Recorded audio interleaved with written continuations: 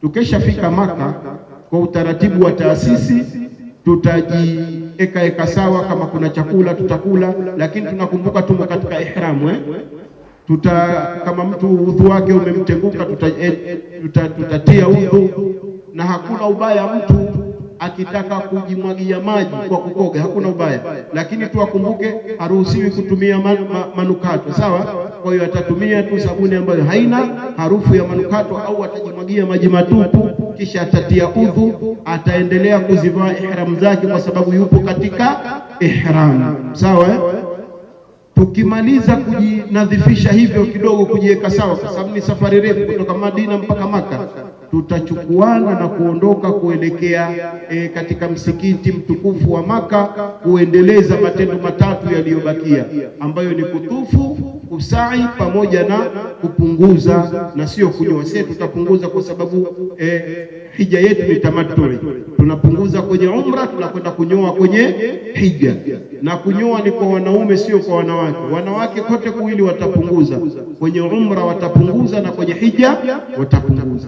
Kwa hiyo wakati tunakwenda kwenye kutufu, bado tunaendelea na talbia, tunazileta hizi mpaka kwenye Al-Kaaba. Tukishafika kwenye Al-Kaaba, tukiliona ni sunna kuliombea dua na kuomba dua. Huijui ya Kiarabu, utasema kwa Kiswahili, ya Rabbi izidishie hii Al-Kaaba sharafan, utukufu, na izidishie heba. Nisemeje?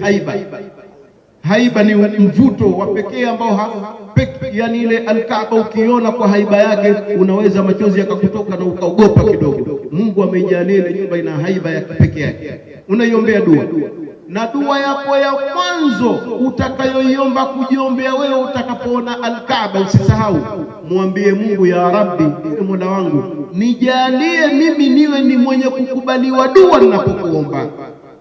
Hii ndio dua yako ya mwanzo iwe. Kwa hiyo utakazozileta hapo tena inakuwa ni lift, unazichukua dua zako kwa dua hii. Utakachokiomba Mungu atakukubalia. Sikakuita, umeitika, umefika. Kwa nini asikupe na wewe ni mgeni wake? Alhujjaju wal umaru wafdullah, wenye kufanya hija na umra ni wageni wa Mwenyezi Mungu. Inda'auhum ajabahum, akiwa wakimuomba anawajibu, wa inistaghfaruhu ghafara lahum, na wakimuomba msamaha na wasamehe.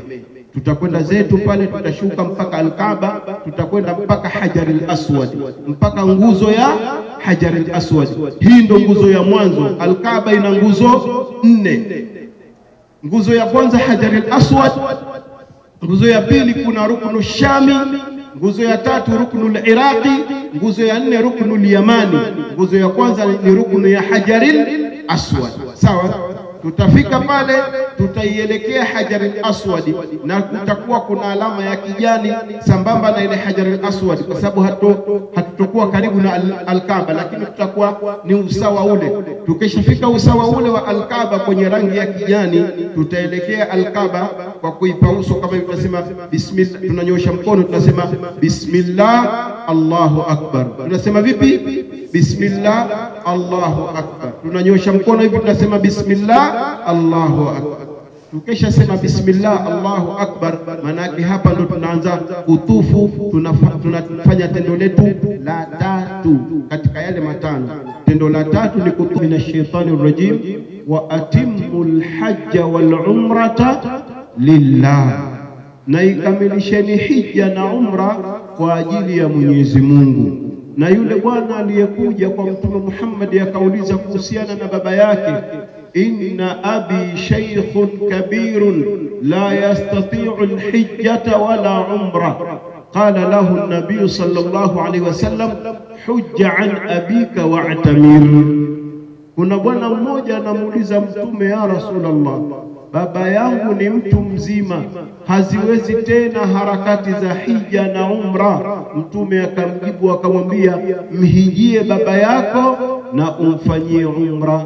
Ni kuonesha kwamba umra ni wajibu kama ilivyokuwa hija. Ibada hii ina fadhila kubwa.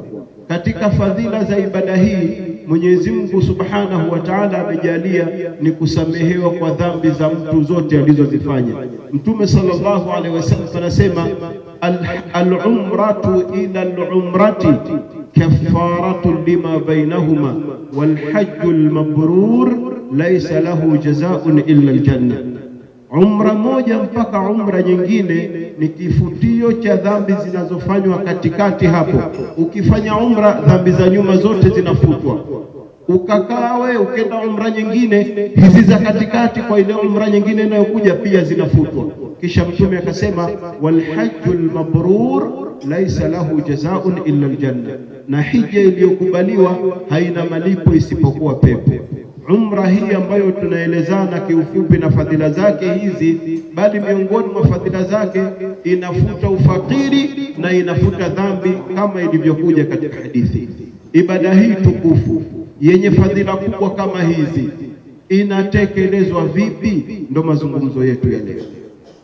Watukufu mahujaji watarajiwa, ibada yetu ya umra ina matendo makuu matano. Sameheni, sinajua utaratibu ulivyo, sio nasema kisha mnanifuatishia, sivyo? Ibada yetu ina matendo makuu mangapi? Matano. Katika matendo makuu matano, matatu ni nguzo, lazima uyatekeleze, na mawili ni wajibu kuyakamilisha. Matatu ni nguzo na mawili ni wajibu. Tukitekeleza matendo matatu ya nguzo kwa ukamilifu wake na tukatekeleza matendo mawili ya wajibu kwa ukamilifu wake, siye tunakuwa tumeshatekeleza ibada ya umra. Matendo haya kiutaratibu yanafanywa kama ifuatavyo. Kwanza unahirimia. Ukishahirimia, yani unatiania. Kutiania ni nguzo, kisha unatiania kwenye kituo, kisha unatufu, kisha unasai, kisha unanyoa au unapunguza. Na kwa sisi hija ya tamattu tunafanyaje? Tunapunguza, hatunyoi. Sawa? Sote sisi kwenye umra yetu hii tunapunguza, kwa sababu tunatakiwa tuje tunyoe mwezi 10 siku ya sikukuu. Tunafahamu vizuri namna ya utekelezaji wake. Anapotaka kutekeleza hujaji umra yake akiwa anafanya hija ya aina ya tamattu'i, atajinadhifisha vizuri nyumbani kwake, sunna, kabla ya kuingia kwenye matendo ya umra au kabla ya kuhirimia. Kuhirimia ni nguzo. Kabla ya kuhirimia, sunna ni kujinadhifisha. Utakoga vizuri, utapiga mswaki, utanyoa nywele za makwapani na sehemu za siri, pamoja na wanaume utapunguza masharubu. Nazungumza wazi haya katika miji mitukufu ya Maka na Madina, kwa sababu wanawazuoni wa miji hiyo wanaona hivyo, wala hutopunguza wala kunyoa ndevu. Nahimiza sana. Kwa nini? Kwa sababu wanaona si katika sunna kwa chochote kufanya hivyo. Kwa hiyo utaacha hali yako hiyo hiyo, utastahimili, zinakuacha hivyo, yani stahimili kidogo kidogo. Ukishamaliza kujinadhifisha vizuri, utajitia manukato katika mwili wako, sio kwenye ihramu. Kwa wanaume yale mashuka mawili meupe, wala si zile nguo za ihramu wanawake ambao wenyewe mmepeana, sio zile. Kwenye mwili wako utatia manukato. Kwa wanaume haya manukato si kwa wanawake. Wanawake hutakiwi kutia manukato. Tusema kumbe tena mkanuka, sivyo bwana. Wanaonukia ni wanaume, sio wanawake. Nukta ya mwanzo. Nukta ya pili, tutakata kucha. Natakiwa kukata kucha sunna kabisa. Utatia udhu vizuri, yani ufupi ni kujinadhifisha. Ukisha jinadhifisha vizuri, utavaa ihramu zako hapa hoteli. Tukishavaa ihramu zetu vizuri, kwa upande wa wanaume tutavaa mashuka mawili. Shuka la kwanza chini utalifunga vizuri, na shuka la juu utalivaa juu, la pili juu utafunga vizuri. Na kina mama mtavaa nguo zenu ambazo mmepeana. Usije ukasahau mwanamama hajati kuvaa soksi, kwa sababu miguu ni katika utupu wa mwanamke na ni haramu kuonekana. Tunafahamu vizuri. Tukimaliza hapo, tunaelekea sasa kutekeleza ibada yetu ya umra kwa kutia nia, tendo la mwanzo. Na kutia nia nini? Kutia nia ni nguzo jamani. Kutia nia ni nguzo, na hii kujua kwamba hii ni nguzo, hii wajibu, ni lazima ujue, kwa sababu ibada inafanywa kwa ujuzi. Sawa? Kwa hiyo tutakwenda zetu miqati. Tukeshafika miqati, eneo la kutiania, kabla ya kutiania tutasali rakaa mbili. Rakaa ya mwanzo alhamdu na qul ya ayyuhal kafirun, rakaa ya pili alhamdu na qul huwallahu. Kama qul ya ayyuhal kafirun unaona zile aya zinakuchanganya, inna a'tainaka ipo, idha jaa ipo, zote zimewekwa na zimo ndani ya Qur'ani, utasoma na itakubalika, haina tatizo. Kwa hiyo rakaa ya mwanzo alhamdu na qul ya ayyuhal kafirun au sura yoyote, na rakaa ya pili alhamdu na qul huwallahu. Ukimaliza kusali rakaa mbili, utatiania kwa kusema labbaik allahumma bil umrati. Tusemeni sote, labbaik allahumma, sote bil umrati, labbaik allahumma bil umrati, labbaik allahumma bil umrati. Ukisha sema maneno haya, unakuwa ushaingia katika ibada ya umra na unakuwa ushatekeleza nguzo ya mwanzo. Tunafahamu vizuri na unakuwa ushafanya tendo moja katika yale mangapi? Matano. Hii nia hatuitii popote, sawa? Hii nia hatuitii popote, tunaitia kwenye kituo. Kituo chetu sie kinaitwa Dhulhulaifa au Abiyar Ali. Hapa Dhulhulaifa ndo tunakwenda kutia nia. Kwa hiyo tukitia nia inakuwa tumetekeleza nguzo, na tukitia nia kwenye kituo tunakuwa tumetekeleza wajibu. Tunafahamu vizuri Kwa hiyo katika yale matendo matano tutakuwa tumeshayafanya mangapi? Mawili. Yamebakia mangapi? Matatu. Kwa hiyo tukishasema labbaik allahumma bil umrati pale Abiyar Ali au Dhulhulaifa, tunakuwa tumeshatekeleza nguzo moja katika nguzo tatu, na tumeshatekeleza wajibu mmoja katika wajibu mbili za umra. Tukishasema maneno haya labbaik allahumma bil umrati, kuna mambo yanakuwa ni haramu kuyafanya. La kwanza, huruhusiwi kukata kucha. La pili, huruhusiwi kukata au kunyoa nywele za sehemu yoyote. La tatu, huruhusiwi kuchana nywele.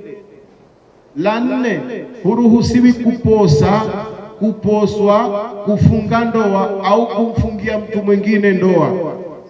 La tano, huruhusiwi mwanamume kuvaa nguo iliyochukua shepu ya kiungo, ukavaa soksi mfano au gloves mfano, huruhusiwi. La sita, mwanamke huruhusiwi kufunika uso, wala mwanamke huruhusiwi kufunika viganja, na ni wajibu mwanamke kuvaa soksi. La saba, mwanamume huruhusiwi kufunika kichwa, sawa sawa ukakivalisha kofia au ile ihramu yako ukajizonga nayo kichwani, huruhusiwi kufanya yote hayo. Atakayefanya moja kati ya haya itamwajibikia fidia, ambayo ni kuchinja mbuzi au kufunga siku 3 au kulisha maskini 6 pale Maka. Inshallah sisi kwa rehema za Mungu hayatotutuka mambo haya, hayatotukuta inshallah. Vile vile huruhusiwi kukutana na mama watoto kindoa. Vile vile huruhusiwi kuleta vitangulizi vya tendo la ndoa, huruhusiwi. Ukisha sema labbaik allahumma bil umrati, maana yake unamwambia Mungu, mie najitoa kabisa kwenye fikira za kidunia moja kwa moja, na fikiri akhera yangu kwa haya niliyoyatenda mengi mabaya maovu, mengine niliyatenda unajua wewe na mie tu, Rabbi natiania kwenda kuyafuta haya kwa ibada hii. Ndo maana yake. Kwa hiyo ile akili yako unaiondoa kabisa kwenye maisha yako uliyoyazoea, unaipeleka katika maisha ya akhera. Ndugu zangu, ukimwona kalala mshtue kidogo, yaani hapa ndio usilale kabisa. Tunafahamiana wazee? Tayib. Kwa hiyo huruhusiwi kufanya tendo la ndoa. Atakayefanya tendo la jimai, basi umra yake inabatilika na atalazimika achinje mnyama, au kama hana mnyama atafunga siku 10, 3 akiwa katika mji wa Maka na 7 akirudi nyumbani. Inshallah yote hayo hayatatukuta sisi. Tukimaliza hapo na kujihifadhi na haya aliyokatazwa, tunakuwa tumetekeleza mambo mawili, tumehirimia na tumehirimia kwenye kituo, tutaelekea Maka. Sunna kubwa ya umra ni kuleta talbia, labbaik allahumma labbaik,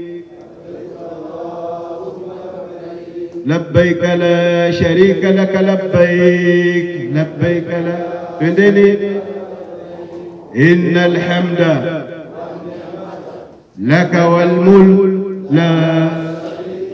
Maneno haya tunayasema tukiwa tupo katika basi, katika treni tunaelekea Maka kwenda kumalizia matendo ya umra yaliyobakia. Na maneno haya ni maneno unamwambia Allah, labbaik allahumma labbaika, nimeitikia ewe sio mshirika, nimeitikia labbaika la sharika, labbaik allahumma labbaika, nimeitikia ewe Mola wangu, nimeitikia labbaika la sharika laka labbaika, nimeitikia ewe usio mshirika, nimeitikia innal hamda, hakika kila mahimidio, sifa njema, neema na kila neema, laka ni zako wewe, wal mulku na ufalme ni wako, la sharika laka, huna mshirika, nimeitikia. Kama hujaji aliyekuja safari hii chumo lake la halali na amechuma kwa halali, malaika wanamjibu labbaika laka wa saadaika laka, umeitikiwa na umefurahiwa na kheri iko kwako. Mwenyezi Mungu anampokea. Na mwenye kuleta maneno haya vinaleta talbia kila alipo, mashariki kutoka pale alipo mpaka mwisho wa dunia, na magharibi pale alipo. Hakuna ubaya wakati unazunguka, labda we imekupitia, msiwe na wasiwasi, tutakuwa pamoja inshallah. Lakini hata ikitokea mfano labda kundi la qadar Allah limekatika, wewe uweke aina namna ya kuhesabu kwako, sawa?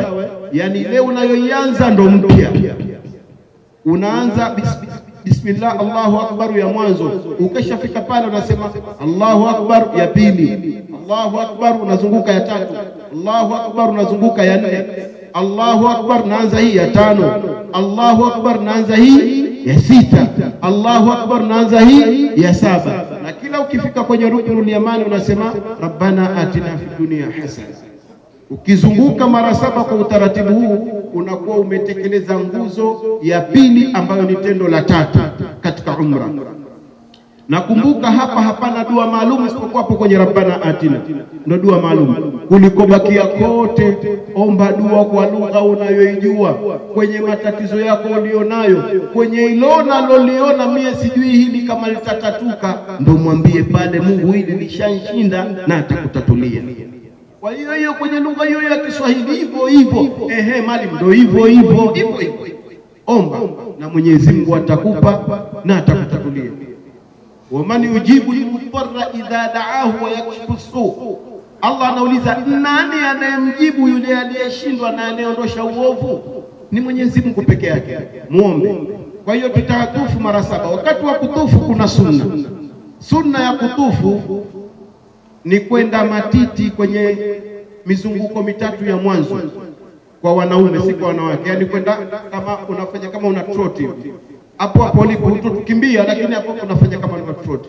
Kisha vile vile bega la kulia unaliacha wazi, kuacha wazi bega la kulia. Kwa unaacha bega la kulia wazi, wanaume si wanawake, kwenye mizunguko hii. Tukishamaliza mizunguko hii, bega tunarudisha kama kawaida. Hii ni sunna. Lakini vile vile tawafu ni kama swala, haisihi, lazima uwe na udhu. Kwa hiyo yule ambaye udhu wake utamtenguka na tawafu yake itabatilika. Mtume anasema at-tawafu kas-salati illa annakum tatakallamuna fihi faman yatakallama fala yatakallamu illa bi khairin. Utufu kama kusali, kwa nyenye mmeruhusiwa kuzungumza tu, anayezungumza asizungumze isipokuwa ya khairi. Na yepi ba Sheikh Muhammad ya ngapi? Ya 3 hii. Bana, tukitoka hapa tunaenda kwenye kusanya, tunapita mlango gani hapo mbele? Haya mazungumzo yote yameruhusiwa, lakini yale mengine yale hayajaruhusiwa. Yale tunafahamu. Tukimaliza kutufu mara 7 tunaenda tunasali makamu Ibrahim sunna. Baada ya kutufu nasali makamu Ibrahim. Kama makamu Ibrahim patakuwa hapana nafasi, tutasali eneo lolote lenye nafasi rakaa mbili. Raka ya mwanzo alhamdu na qul ya ayyuhal kafirun au sura unayojua. Raka ya pili ni alhamdu na qul huwallahu. Jamani, mnafahamu kidogo? Tayib, raka ya pili alhamdu na qul huwallahu. Tukisha maliza kuleta sunna hii raka mbili, tunakwenda tunakunywa maji ya Zamzam.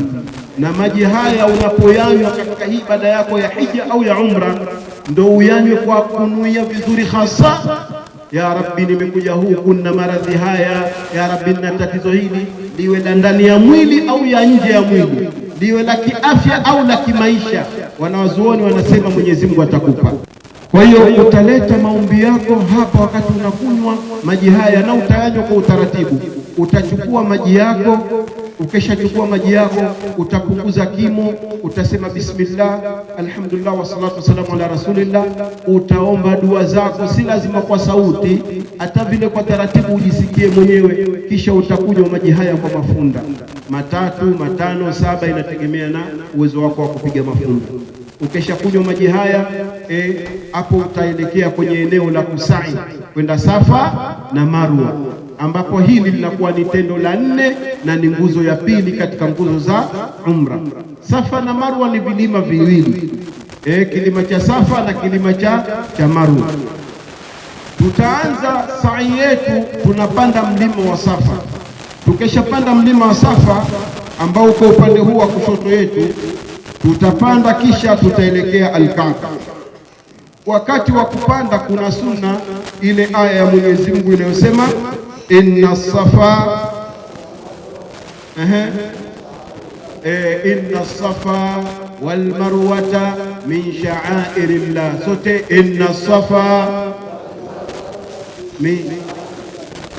maneno haya mpaka hapo ni sunna, na ukiweza kuyaendeleza mpaka mwisho hii aya ukaimaliza ni vizuri zaidi. Kisha unapanda kwenye mlima wa Safa, unaelekea kibla.